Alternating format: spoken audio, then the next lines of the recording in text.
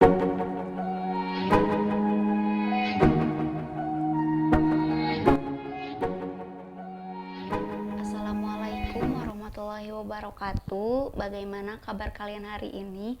Semoga kita semua ada dalam lindungan Allah Subhanahu wa taala. Nah, pertama-tama Ibu ucapkan selamat datang dan selamat bergabung bagi peserta didik baru kelas 10 di SMA Muhammadiyah 1 Garut. Pertemuan kali ini kita masih belajar di rumah dengan sistem online, tapi tidak menyurutkan kita untuk melakukan aktivitas seperti biasanya. Nah, daerah seperti ini jangan menjadikan kita sebuah alasan untuk bermalas-malasan, tapi harus sebaliknya membuat kita semangat, siap untuk menjalani tantangan yang ada di depan. Nah, kenapa di antara kalian pasti banyak yang berpikiran seperti ini, kenapa Bu saat pandemi seperti ini harus tetap sekolah? Nah, sekarang kita bahas ya. Apa sih pentingnya sekolah? Nah, sekolah itu sebagai lembaga pendidikan yang formal, di mana di sekolah itu diajarkan berbagai macam nilai, norma-norma di masyarakat yang lebih luas. Tidak hanya itu saja, di sekolah pun dilatih untuk mempraktikkan hal-hal yang sudah kita tahu seperti di lingkungan rumah, lingkungan masyarakat, dan lain sebagainya. Peran sekolah pun ada yang berkaitan dengan lingkungan di sekitar kita. Yang pertama ada lingkungan keluarga, di mana lingkungan keluarga ini memiliki peran untuk mendidik. Nah, menurut Karsidi, dia menjelaskan bahwa di mana usaha-usaha yang dilakukan terkait dengan beberapa hal. Yang pertama, sekolah itu membuat anak belajar disiplin. Terus yang kedua, sekolah membuat anak itu pandai bergaul. Dan yang terakhir, mempersiapkan anak didik untuk menjadi anggota masyarakat yang berguna bagi agama, nusa, bangsa. Yang kedua, hubungannya dengan kehidupan masyarakat. Menurut Suwarno, peran sekolah antara lain yang pertama sebagai lembaga untuk mempersiapkan anak di dalam kehidupannya. Yang kedua, sekolah merupakan refleksi atau cerminan kehidupan masyarakat, sehingga sekolah tidak melepaskan diri dari kenyataan di masyarakat. Yang ketiga, sebagai evaluator. Yang keempat, sebagai lingkungan pengganti keluarga dan pendidik sebagai pengganti orang tua. Yang kelima, sebagai lembaga yang menerima hak waris untuk mendidik anak jika anak tidak mempunyai keluarga. Jadi yang kelima ini mengambil alih peran orang tua. Nah, fungsi sekolah itu selain meneruskan pembinaan yang telah dilakukan oleh keluarga, juga mengembangkan potensi anak lebih detail tentang fungsi sekolah. Yang pertama, yaitu mengembangkan kecerdasan otak dan memberikan pengetahuan, di mana emang fungsi sekolah itu lebih penting atau yang lebih utamanya itu untuk menyampaikan pengetahuan dan melaksanakan pendidikan yang cerdas. Yang kedua ada spesialisasi, di mana fungsi sekolah itu jadi siswa itu dispesialiskan, ya misalkan bakat minatnya itu di mana. Contoh misalkan di SMA Muhammadiyah ada yang di IPS dan ada yang di IPA. Jadi penjurusannya lebih bakat minatnya ada di mana. Yang ketiga ada efisiensi, di mana ada contoh kasus seperti ini. Apabila tidak ada sekolah dan tidak ada pekerjaan, maka mendidik hanya ditanggungkan kepada orang tua.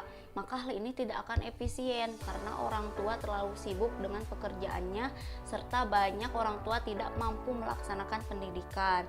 Terus yang keempat itu ada sosialisasi, di mana fungsi sekolah yaitu sebagai proses untuk membantu perkembangan individu menjadi makhluk sosial, bisa bergaul. Nah, contohnya misalkan di SMA Muhammadiyah banyak ekstrakurikuler.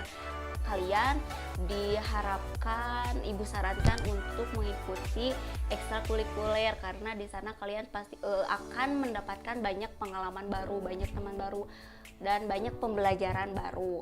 Terus nah, yang kelima ada konservasi dan transmisi kultural, di mana fungsi sekolah itu untuk memelihara warisan budaya yang telah berkembang di masyarakat, tetapi tidak menghilangkan nilai-nilai yang telah kalian pelajari di sekolah. Jadi fungsinya itu agar kalian berjalan lurus. Terus yang keenam ada transisi dari rumah ke masyarakat.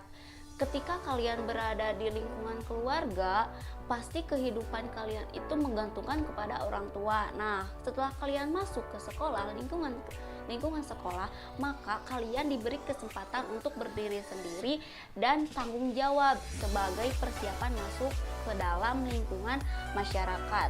Dan yang terakhir, fungsi dari sekolah itu untuk kontrol sosial, di mana sekolah memiliki sistem pengendalian sosial yang bertujuan untuk mencapai keselarasan antara stabilitas dengan perubahan-perubahan di dalam masyarakat, sehingga kalian bisa memiliki rasa tenggang rasa, tanggung jawab, dan lain sebagainya.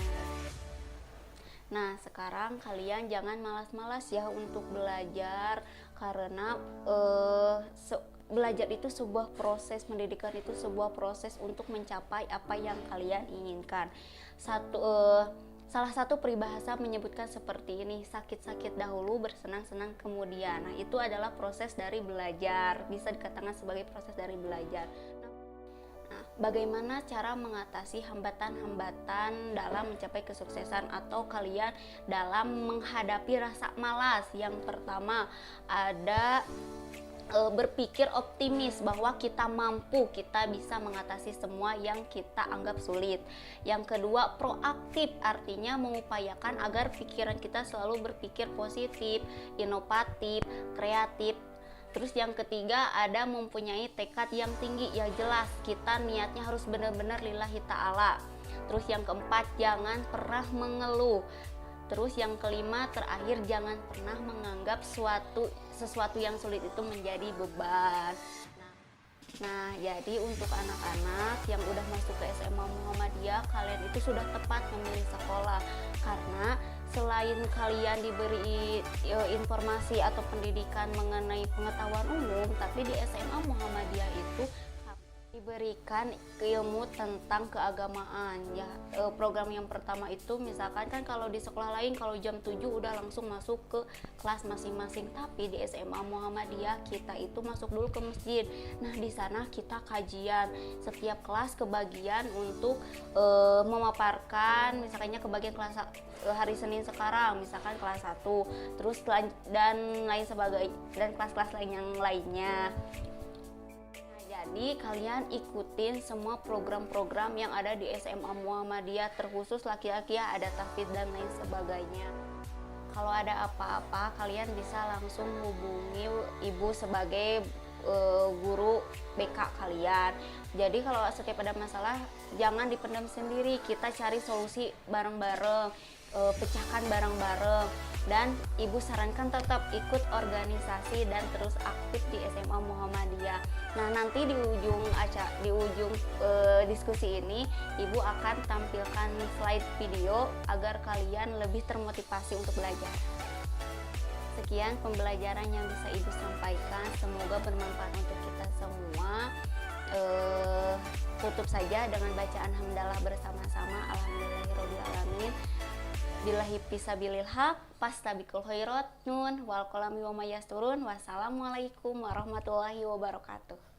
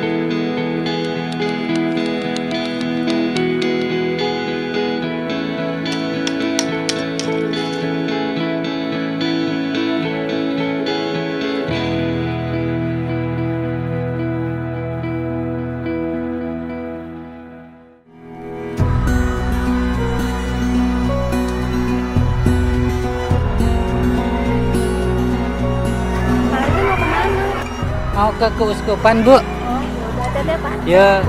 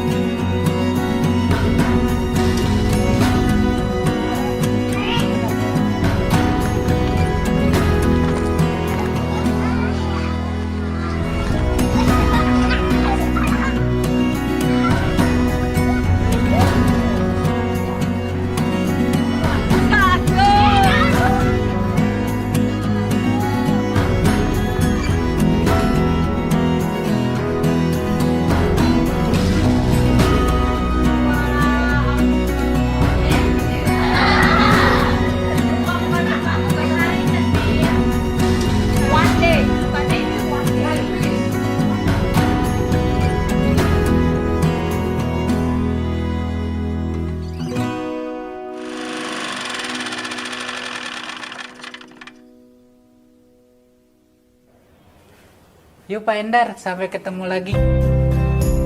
Alhamdulillahnya santos sumpingnya gabung sareng walagri painten karos pisan ageng pisan ngopanta kabinya sareng Koleksi bukunya tuh banyak, jadi anak-anak suka baca. anu kapungkurna misalnya habis sesapisan gitunya kanggo misalkan masihan kanggo buku bacaan-bacaan. Suruh mewawancarai bagaimana cara pengelolaan tanah.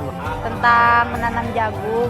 Ada deg-degan juga sih. 1, 2, 3, 4, 5, 6. Bung. Karos pisan ku abis sareng rekan-rekan di dieu pentingnya ketika misalkan ngadakan pelatihan-pelatihan anu tadina henteu terangnya Ya, pengarahan harus bagaimana cara mengajar. ku bantosan rekan-rekan ti walagri teh pentingnya alhamdulillah sedikit demi sedikit pengetahuan terus bertambah.